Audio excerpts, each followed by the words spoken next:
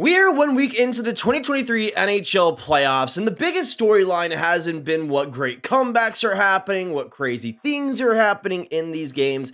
The biggest story in these playoffs so far has been the incompetence of the NHL referees. But we're going to be breaking down why and how these refs have been so bad this year in the playoffs, and why this is easily the NHL's biggest problem right now. So make sure you watch till the end for all of the breakdown. Hit that subscribe button if you're new for daily hockey content just like this. So much throughout the playoffs that you won't want to miss. Now, it used to be said that the NHL playoffs were bigger, tougher, meaner than the regular season, and that still applies to today's game. But the biggest difference is how the referees are going about things. In prior years, for the most part, the refs would kind of put down the whistle, would mostly let players play. In the past few years, we've seen a little bit of a rise in penalty calls, but it's nothing compared to this season, where it feels like multiple games have been decided by not just penalties, but just horrible calls. And even in the first couple of games of the playoffs, in game one, there was this camp slash on Corey Perry, and sure, that might have been a penalty in maybe the regular season at the most, but in this type of situation, it was a goal that led to the 4-2 Tampa goal and would eventually lead to their win in game one. But it just shows there wasn't much of a difference immediately between the regular season and the playoffs, and kind of softer calls like that would immediately start impacting games. And then there was, of course, the controversy of this Canes and Islanders game 2 overtime. The Canes would end up scoring in OT to make it 4-3, but there was this slash by Martinook on Mayfield, which, although I don't think was totally on purpose, the ref was right there and still looking at it, and it was still a slash no matter what. So even though there has been points where the refs have called the whistles a little bit too often, there's even points where in the biggest moments they can't call something as obvious as that.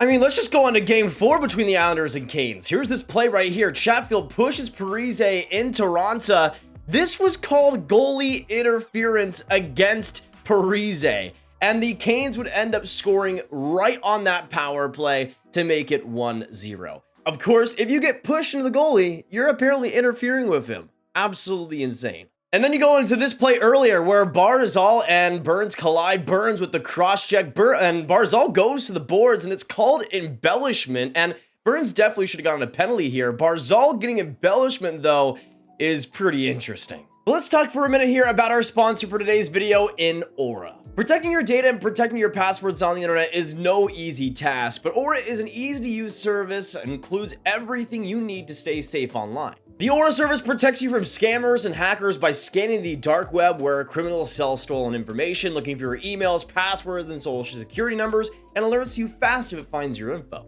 And if someone opens a loan or a credit card in your name, Aura will give you real-time alerts. Aura's VPN also allows you to stay truly anonymous online by keeping your browser history and personal information safe and encrypted. Aura also protects your devices from spyware, malware, and viruses, so it not only protects your identity, it protects your devices too. So sit back and let Aura do all the hard work of keeping you safe online. If you sign up right now, Aura will give you a 2-week free trial with my link. Make sure you go to aura.com/gravitate to start your free trial. So what are you waiting for? Get protected by the all-in-one digital security service in Aura, and thank you so much, Aura, for sponsoring today's video. And then there was this play in the Minnesota and Dallas game. Heiskanen cross-check steal right there, and a pretty similar reaction, and with Heiskanen's cross-check, definitely a lot less impactful. But Heiskanen goes to the box for cross-checking, steal, no embellishment, but there was a precedent set in the same exact night that if that same type of reaction happened, it would elicit a penalty for the person that was abused with the cross-check, but no call there either.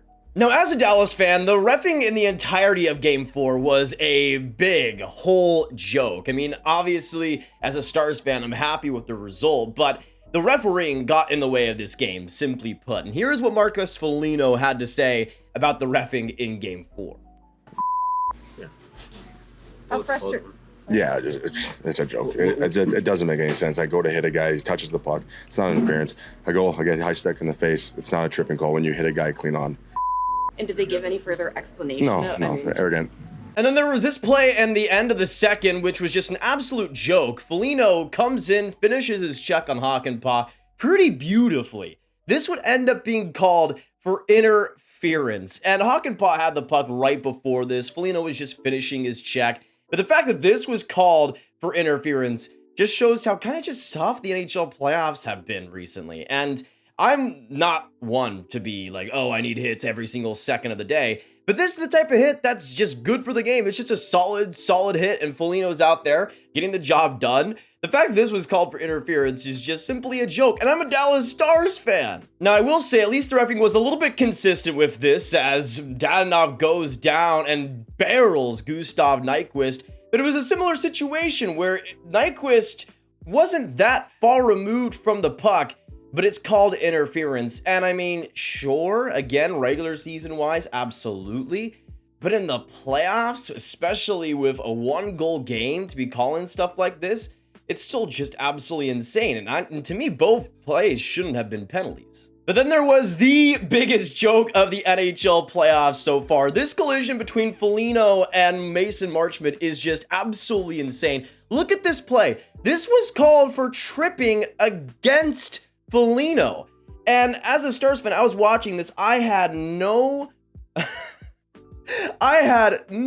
that this was going to be a power play for the Stars at all. I thought this was going to be a penalty kill situation. Marchment coming in, putting the stick on Foligno's helmet, and you can see, of course, because of the collision, Foligno is a little bit banged up and had a little bit of blood running down his nose. But it was just an awkward collision, and the fact that this was called tripping, though, against Foligno is insanity. Again, he leaves himself a little bit exposed, and sure, but Mason Marchment wasn't exactly dazed because of the play.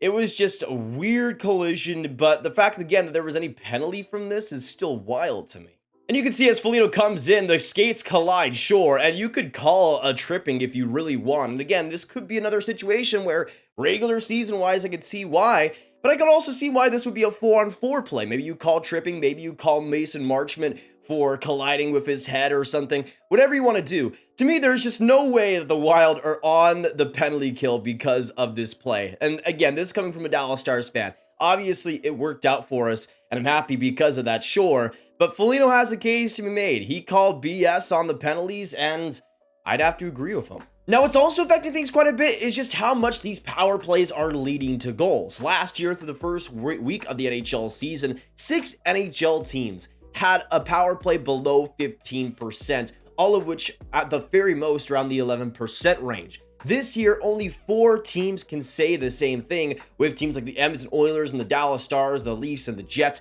having over 30% in the power play, with the Oilers having 54%. So these power plays are so much of the game this week, and it's really heightening the stress on the calls that are being made. But just time and time again, countless different scenarios and countless different times where the reffing has decided different games and been controversial in all these different series. I mean, how many series are there that haven't really had a major reffing controversy? I mean, maybe Seattle, Colorado, maybe Winnipeg, Vegas from what I've heard, but even then I've heard some things on the Vegas side that aren't all too amazing. So there's just so much widespread connectivity between these refs, linking them all together, and it's just amount of incompetency. And the thing is, I've always held the belief that if you think the refs are biased, that's just not the case, okay? If the refs are doing a bad job, it's because they're doing a bad job. They aren't biased against your team. They're just incompetent in different ways. And we've seen that throughout this year's playoffs.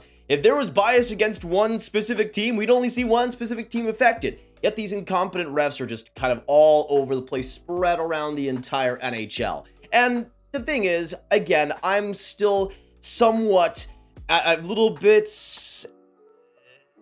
nice to the refs, I guess you could say, because I still think they have a really hard job on their hands.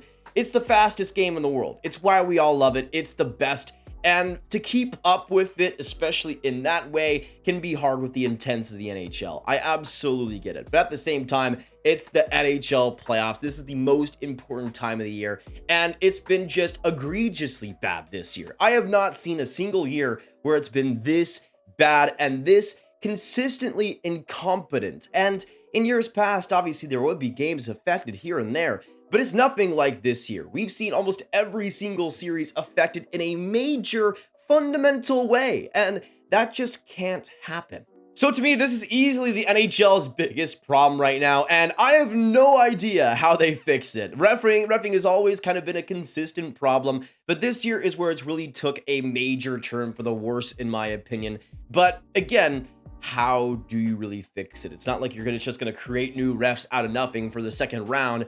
There's just gonna kind of be the same old guys and the same old issues, and it might get better because they might stop calling as much as we get further into the playoffs. But there's still going to be a problem. There's still going to be the same refs that made those horrible calls in the beginning and definitely affected a couple of series here. I mean, just because of some of these calls, I mean, a team like the New York Islanders, in my opinion, almost has no chance to come back when they probably should have had a little bit more of a chance. And it's just one of those situations where for the NHL, they've just created their situation because of themselves. And I'm really interested to see how it plays out throughout the rest of these playoffs, but specifically around the rest of this first round. Do we see it get better? So far, it really hasn't gotten better whatsoever. But let us know what you guys think about the reffing so far in the NHL playoffs down below. Am I overblowing it? Has it been better than what I'm saying? Do you think it's been worse than what I'm saying? What do you think about him so far throughout the playoffs? Of course, hit that like button, hit that subscribe button, hit that notification bell for more breakdowns just like this, and share the hot video of all the hockey fans you guys know watching the playoffs right now, and click on this card for all my playoff talk right in one playlist. My name is Nathan, and have a great day. Goodbye.